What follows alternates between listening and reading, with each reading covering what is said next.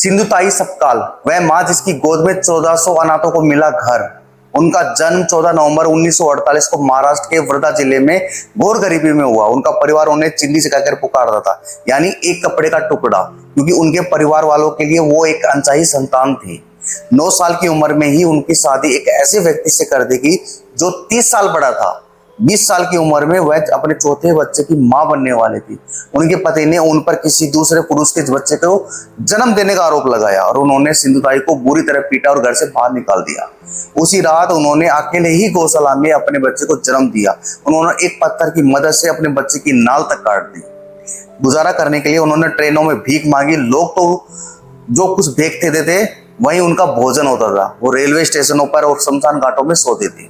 फिर एक दिन उन्होंने रेलवे प्लेटफार्म पर एक ऐसे बच्चे को अकेले रोते हुए देखा। उन्होंने उस बच्चे को गोद से उठा लिया और फिर एक और बच्चे को और फिर एक और बच्चों को। उन्होंने पूरे महाराष्ट्र के रेलवे स्टेशन से लावारिस और बेसहारा बच्चों को इकट्ठा करना शुरू कर दिया। उन्होंने उन सभी बच्चों को एक नाम दिया, उन्होंने शिक्षा दी और एक भविष्य दिया संवारा। उन्होंने अपनी सगी बेटी को भी गोद लेने के लिए सौंप दिया, ताकि उनके किसी भी बच्चे को कभी ये महसूस ना हो कि उसे दूसरों के मुकाबले कम प्यार मिला।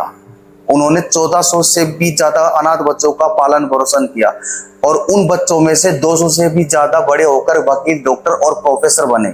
उन्हें साल 2021 में पद्मश्री सम्मान से नवाजा गया और इसके अलावा 750 से ज्यादा राष्ट्रीय और अंतर्राष्ट्रीय पुरस्कार मिले। वह उन सभी 1400 बच्चों को अपना बच्चा मानती थी और वो अपने 1400 बच्चों को उन्हें मां कहकर पुकारते थे। 4 जनवरी 2022 को उनका निधन हो गया। उस समय उनकी उम्र 73 वर्ष थी। ऐसी कहानियां और जानने के लिए हमें फॉलो करें, जिन्हें याद रखना भारत के लिए बहुत जरूरी है।